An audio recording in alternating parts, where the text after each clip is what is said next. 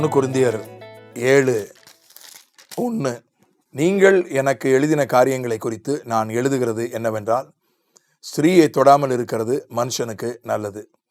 நீங்கள் எனக்கு எழுதின காரியங்களை குறித்து நான் எழுதுகிறது என்னவென்றால், அந்த காலத்தில் மொபைல் ஃபோன் கிடையாது, இமெயில் கிடையாது, வாட்ஸ்அப் கிடையாது, யூடியூப் கிடையாது, கம்ப்யூட்டர் கிடையாது.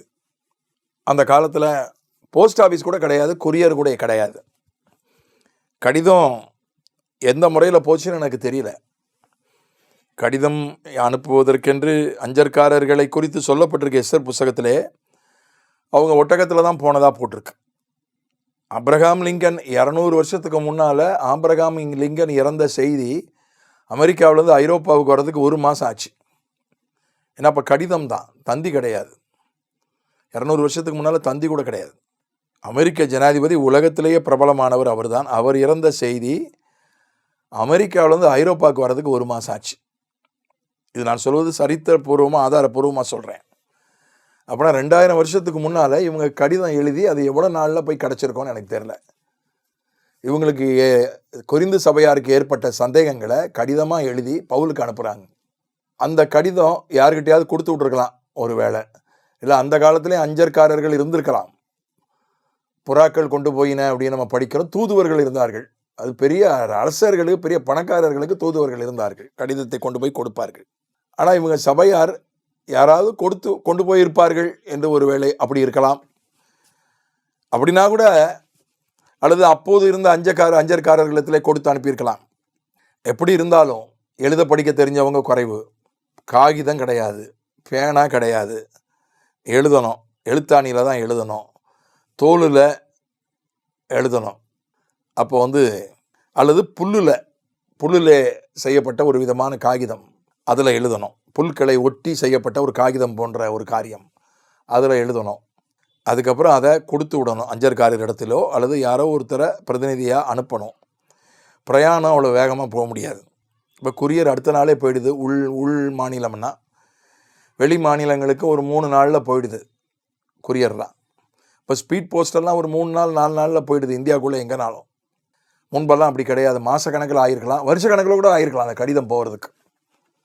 திரும்பவும் உட்காந்து அந்த கடிதத்தை எழுதியிருக்கிறான். திரும்பவும் உட்காந்து 7ஆம் அதிகாரம் 8ஆம் அதிகாரம் இது எல்லாமே அதுக்கப்புறம் வரக்கூடியது எல்லாமே அவன் நிறைய விஷயங்கள் இவங்க எழுதுனதுக்கு அவன் பதில் எழுதினது. முதல்ல 6 அதிகாரங்கள் இவனாக எழுதியது.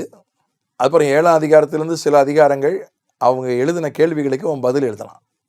2 விஷயங்கள் அதில் நாம் புரிந்து கொள்ள வேண்டும். நாம் எடுத்துக்கொள்ள வேண்டியது 1, நம்முடைய சந்தேகங்களை தேவனுடைய மனிதர்களிடத்திலே கேட்பது நல்லது. அது வாழ்க்கைக்குரிய சந்தேகங்களாக இருக்கலாம், ஊழியத்துக்குரிய சந்தேகங்களாக இருக்கலாம். தேவனுடைய மனிதர்களிடத்திலே நம்முடைய கேள்விகளை, சந்தேகங்களை கேட்பது நல்லது. அது எவ்வளவு நேரம் ஆனாலும் சரி, எவ்வளவு தூரம்னாலும் சரி. இப்போ நிறையா நமக்கு வசதி இருக்குது. வாட்ஸ்அப் இருக்குது, இமெயில் இருக்குது, நமக்கு நிறையா இருக்குது. நம்ம கேள்வியை கேட்கலாம். அடுத்ததாக என்னன்னு கேட்டால், இது நேரில் சந்திக்க வாய்ப்பு இல்லாத போது இந்த மாதிரி மற்ற முறைகளை கையாளுவது அவசியம். எல்லாரையும் நேரில் போய் பார்க்க முடியாது. எப்போதும் நேரில் போய் ஊழியம் செய்ய முடியாது. அப்படி செய்ய முடியாத போது நம்ம இது போன்ற முறைகளை நிச்சயமாக கையாளணும். அதனால தான் பவுல் இத்தனை கடிதங்களை எழுதணும். நினச்சா வர முடியாது. அப்போது வேகமாக விமானம் கிடையாது, வேகமான வாகனங்கள் கிடையாது, கப்பல் தான்.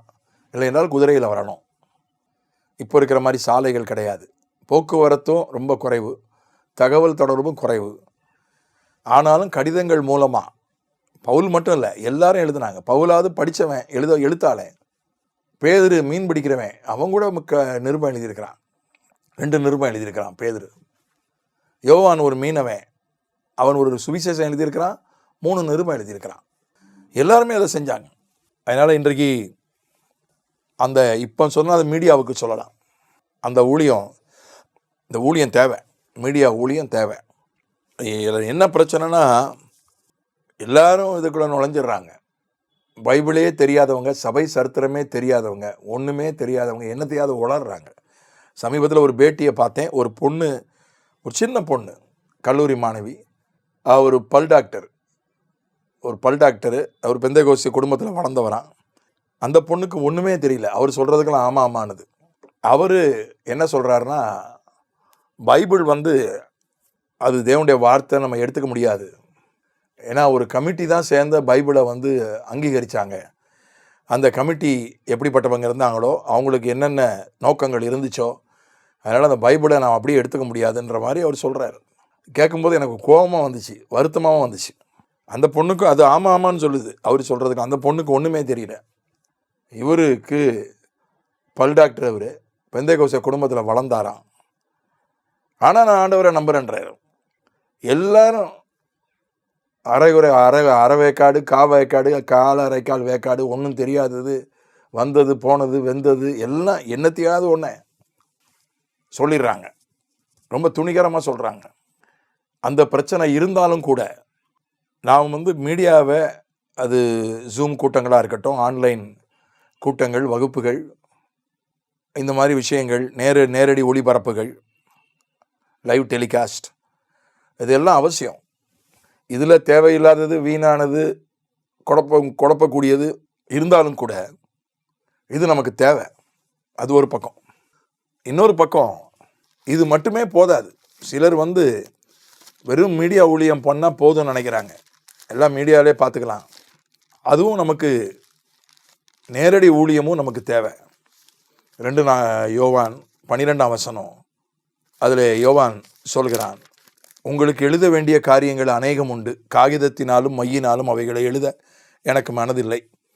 உங்களுடைய சந்தோஷம் நிறைவாயிருக்கும்படி உங்களிடத்தில் முகமுகமாய் பேசலாம்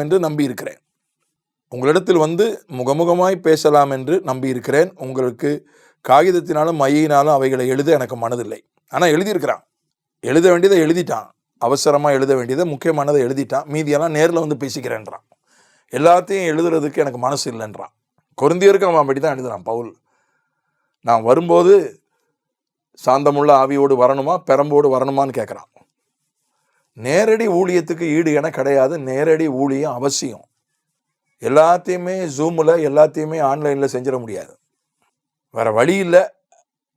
அதனால் எப்போதும் நேரில் போக முடியாது. அதனால் நம்ம மீடியாவை பயன்படுத்துகிறோம், தகவல் தொடர்பு சாதனங்களை பயன்படுத்துகிறோம், மேடைகளை பயன்படுத்துகிறோம். ஆனால் அது மட்டும் போதாது. இந்த பர்சனல் டச்சு தேவை. வாய்ப்பு கிடைக்கும்போது, முடியும் போது நேரடியாக போய் மக்களுக்கு ஊழியம் செய்யணும். அந்த பேலன்ஸ் நமக்கு தேவை, அந்த சமநிலை நமக்கு தேவை. அதனால் வெறும் மீடியா ஊழியங்கள் அப்படின்றது அது ஒரு முழுமை பெறாத ஊழியங்கள் தான்.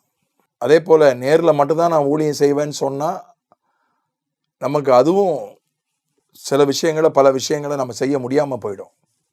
ஆகவே நமக்கு 2 முறைகளையுமே பயன்படுத்தி ஊழியம் செய்வது தான் பைபிளிலே நமக்கு சொல்லப்பட்டிருக்கிற முன்மாதிரி. ஆகவே உற்சாகமாய் ஊழியம் செய்வோம். ஆமென்.